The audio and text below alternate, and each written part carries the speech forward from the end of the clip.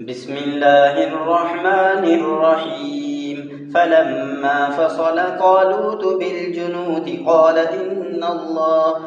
إن الله مبتليكم بنهر فمن شرب منه فليس مني ومن لم يطعمه فإنه مني إلا من اغترف غرفة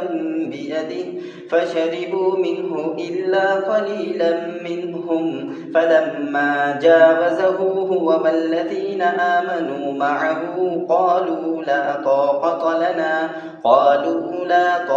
لنا اليوم بجالوت وجنوده قال الذين يظنون أنهم ملاقو الله كم من فئة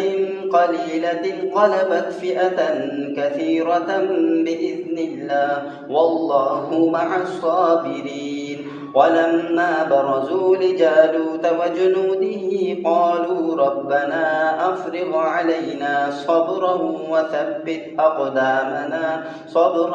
وثبت أقدامنا وانصرنا على القوم الكافرين فهزموهم بإذن الله وقتل داود جالوت وآتاه الله الملك والحكمة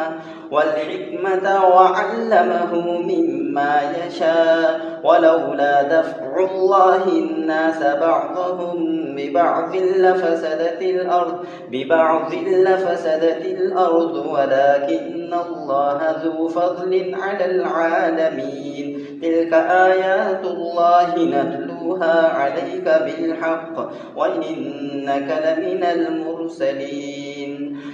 تلك الرسل فضلنا بعضهم على بعض منهم من كلم الله ورفع بعضهم درجات وآتينا عيسى ابن مريم البينات وأيدناه بروح القدس ولو شاء الله ما اقتتل الذين من بعدهم من بعد ما جاءتهم البينات